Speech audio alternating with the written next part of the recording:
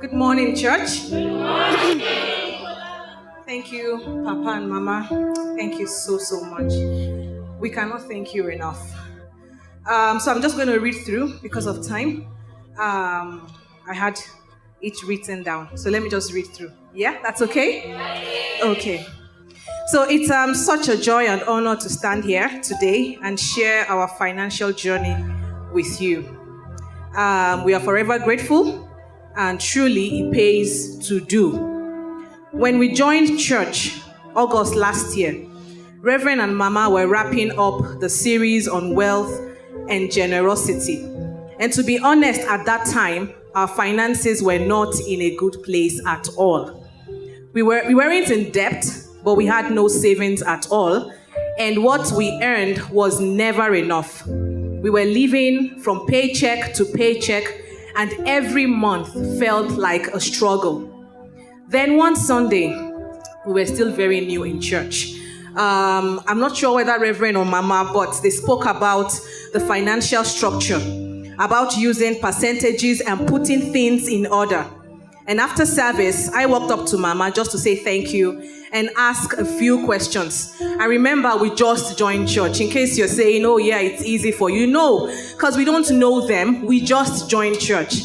And the very last thing you want to do when you are new in a place is to open up the areas of your life that you are not so proud about. But we needed help. So we had that discussion. And right here in front, it was right in front here. I don't know if you remember. Yes, right in front here. She took a moment to reaffirm that it works. And even showed me how to use Mshwari. That's the first, I'd been seeing it on M-Pesa, but I didn't know what it was. To start setting funds aside. That moment changed everything for us. When we got home, my husband and I agreed that it was time to take action. And I took on the role of handling our finances. And honestly, it did not take long before we started seeing results, which I'm about to share. First, we discovered that what we already had was actually enough. We applied the percentage principle. We tweaked it a bit to fit us, and suddenly we were no longer struggling halfway through the month. The first few months were tough, but we stayed with it, and it paid off big time. Amen. Secondly, we learned to prioritize savings. Can you imagine that we started saving from the same money that used to feel like it wasn't enough? We had to cut down a few things, yes, but the results were worth it. I remember that visit last year when the Marumos came to Nairobi, and then we went to Junction, I think with Pastor Agi. And I remember telling my husband, we had started around that time, that wow, we've not been here in a long time. Because that was part of cutting our expenses. No more going to malls, no more buying ice cream, no more pizza. So going there that day just reminded us that discipline really does pay. Wow. Number 3, then came enjoyment. Before, that was impossible. Yes, it's a holistic transformation, I tell you. My husband couldn't even buy something small for himself, and neither could I. But with structure, we started setting aside a small percentage just for enjoyment. Even the kids had their share. And if the money wasn't enough for what we planned, we would save our enjoyment money for 2 to 3 months and then go have fun together as a family. It brought so much joy and balance into our homes. And now birthdays are no longer a struggle because it's from the enjoyment money that we take gifts and celebrating birthdays from.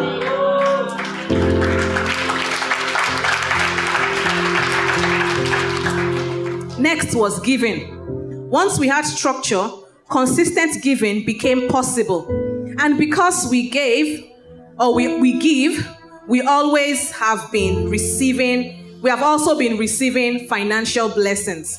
Recently, we began desiring to give more. I did not know how to fit that in at first, but God gave us a clear instruction to give a percentage of our savings at every Ignite. I believed God gave us that instruction because now we have savings. Wow. Yes. Yeah. True. Wow. Yeah. That word made me even more excited to save and give. Wow. Because it's something to look forward to. And finally, projects.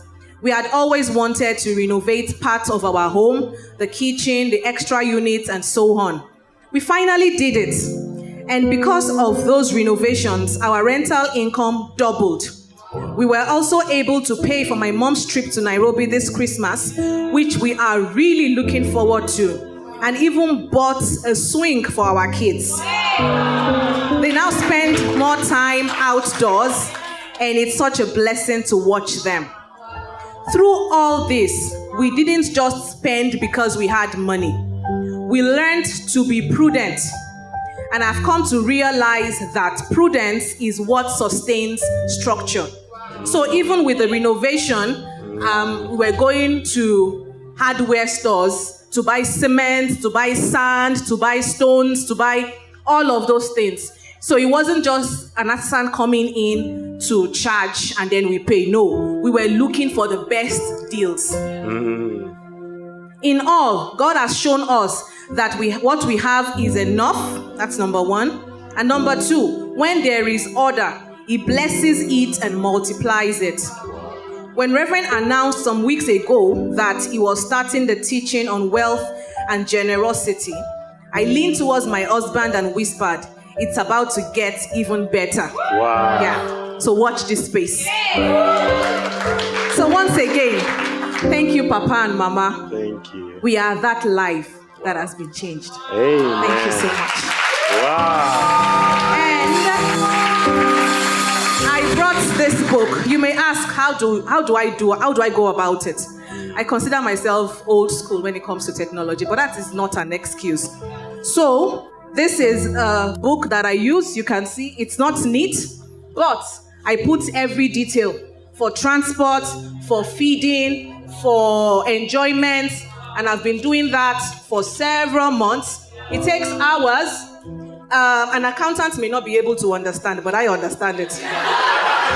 And they need postgraduates to and it understand. works. It takes time, but now it's more of an adventure for me to see the progress and to look forward to what is to come. And it doesn't take away the place of faith, because I look at projections. Let me use that word. At what savings will be like for us by the end of next year. And we also believe God. So if by our regular income, by end of next year, we should have been able to save up to like a 500,000. We don't stay with that. We believe God for double that. We believe God for 2 million. Yeah? So it doesn't take away the place of faith. Yeah. Thank you so much. Wow.